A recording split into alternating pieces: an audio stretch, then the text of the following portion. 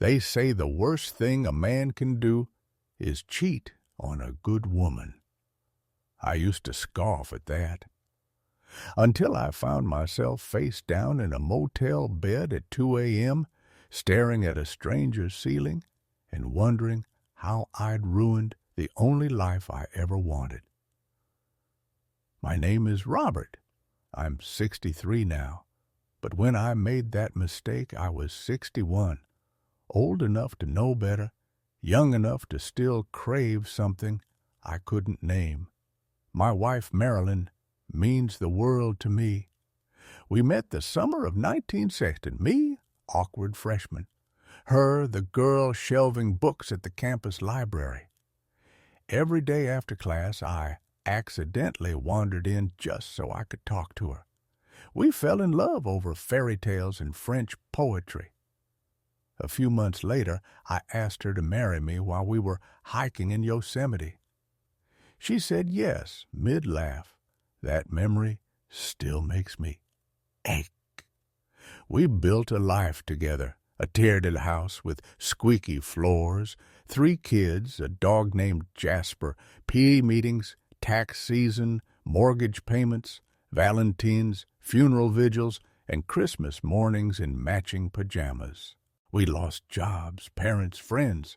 We fought about money, forgot anniversaries, tried and failed and tried again. We survived, except somewhere along the way, between cancer scares and cross-country relocations and the first grandchild's birth, the lines faded, I love you became I'm here.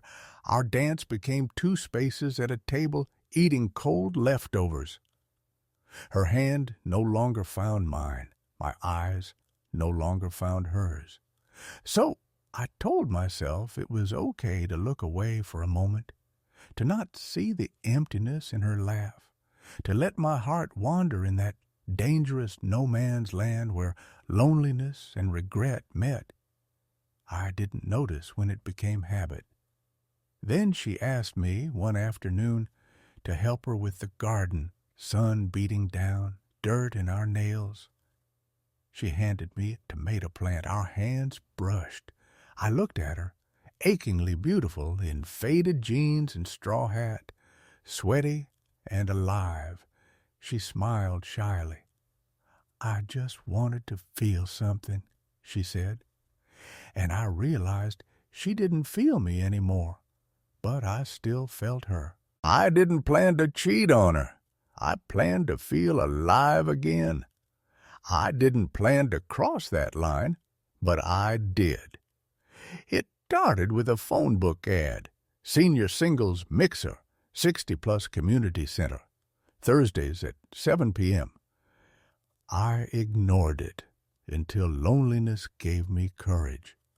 I dressed in my best blazer and drove there, heart pounding like I was a teenager sneaking out to my first date. She was there, short gray hair, green eyes, soft voice. She told me her name was Elaine, widow, retired teacher, a kind hand that brushed mine when she laughed. We danced slowly to 70s radio songs. For the first time in 10 years, I felt seen. 1 dance, 2 nights, then motel room at 2 a.m. That night, lying there, I didn't feel like I'd won anything. I felt like I'd thrown away 40 years for a borrowed memory. The next morning, I drove home before dawn. The house was empty. The wind was dark. I parked outside. I sat behind the wheel and thought, God, what have I done? Inside, Marilyn awakened, probably to coffee on the table, the cat meowing, our life as always. Weeks passed. I didn't tell her.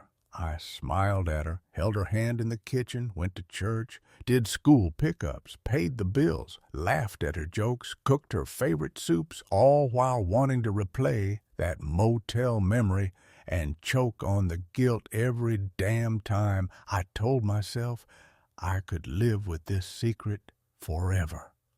That it didn't change me, that I'd never see Elaine again, that I never would. but secrets grow like weeds in your heart. I woke up one morning and there it was, my new favorite memory, worse than the motel, worse than loneliness. I remembered that moment in the garden, her smile, our hands touching. The real betrayal wasn't the act. It was the love I felt again. It was the part of me that had forgotten I could feel sun, laughter, curiosity. It had taken that stranger and the feeling to remind me I was alive.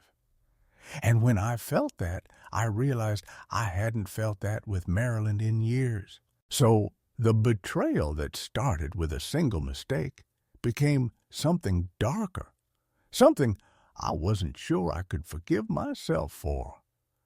The strangest thing about betrayal is how ordinary life becomes afterward. You expect sirens, thunder, fire from the sky.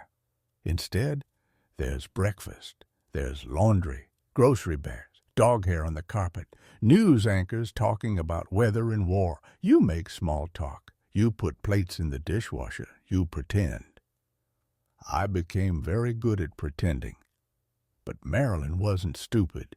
She knew something was off. It started with her questions, small at first. Where were you Thursday night? Why didn't you answer your phone? You've been quiet lately. I had answers ready. Work thing, missed the call, tired, just tired. She nodded, believed me, or pretended to, but her eyes changed. She watched me longer, hugged me less, and one night while folding towels, she asked something I'll never forget. Did you ever think about leaving me? I froze, because the truth was I hadn't, not really. I never wanted out.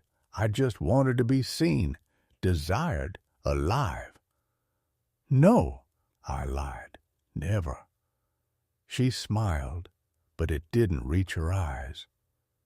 The guilt was a shadow. It followed me to work, into bed, into dreams. I'd wake in a sweat at 2 a.m., convinced she'd found out, that she'd scream, pack a bag, tell the kids. But she never did. She just kept making coffee, watching old movies, watering her garden like nothing had changed. But something had, and the worst part, it wasn't just in me. One night I came home early. Marilyn was in the living room, sitting too straight on the couch. The TV was on, but she wasn't watching. She didn't hear me come in. She was holding her phone, scrolling through something. Her face was unreadable. Then she saw me and smiled. But it was the same smile I'd given her the day after the motel. Polite, practiced, false. That smile haunted me. It wasn't pain. It wasn't suspicion. It was familiarity. Like she understood something I hadn't said out loud. Over the next few days, I watched her more closely. She still woke up early, still brewed my coffee, still kissed me on the cheek before heading to the farmer's market every Saturday like clockwork, still folded my socks into perfect pairs. But there was a difference. She started locking her phone. She took longer showers. She hummed less, checked the mail more, paused when she saw me walk into the room. She used to move through the house like it was hers. Now it felt like she was trying not to be seen. I told myself I was being paranoid, that I was projecting my own guilt onto her. But then, one Saturday afternoon, I saw it, a text. Her phone lit up on the kitchen counter while she was outside with the dog. Just a glimpse. Same time next week, I can't stop thinking about last night. No name, no emojis, just a sentence. I froze. Time slowed. Her footstep on the porch snapped me out of it. I stepped back. pretended nothing happened. She walked in, wiped her hands on a towel, smiled again. That same damn smile. I didn't confront her. Not that night, not the next. I couldn't. Because suddenly, everything I thought I understood was flipped. I wasn't just a husband who'd made a terrible mistake. I was a husband who might have been played for years. And the only thing worse than being a liar was being lied to for longer. That night, I didn't sleep. I sat in my car until 4 a.m., engine off, staring at our house, at the bedroom window, at the life I thought I'd destroyed, and the one I realized might have been rotting long before I ever touched it. The next morning, while Marilyn was out on her usual Sunday walk, I opened her laptop. She never logged out. I hesitated, hand on the trackpad, guilt choking me, but then I remembered that text, and I clicked. There it was, an email. Subject: Paris feels like yesterday. The message: every time I smell jasmine, I think of you. 22 years, and you still haunt me. I'm so glad we've found a way back. I miss you already. There were more. Dates, photos, private email threads, a Dropbox folder marked M. She'd been writing to him for years, not months, not weeks, years. I closed the laptop, and I laughed. Not because it was funny, but because after all the guilt, the therapy, the shame, the promises I'd made to myself in that motel room, I realized something terrifying. I was never the one who broke us first. That evening, I waited in the kitchen. She came in carrying fresh flowers, a paper bag of apples, and a smile too bright for late October. I didn't stand, didn't speak. I just opened the laptop, turned the screen toward her. The email was still there. Marilyn froze. Her eyes squinted. She didn't ask where I hid it, didn't ask why I was looking. She just let the bag fall to the floor. I spoke first. Tell me who he is.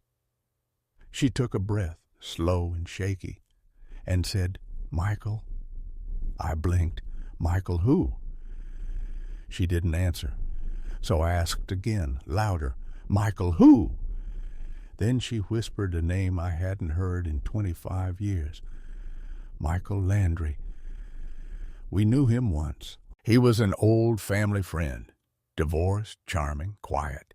He used to visit when the kids were little, always brought toys, always helped clean up, always made Marilyn laugh. Then one year, he moved to Europe. That's what she told me anyway. And I never thought to ask again. Until now.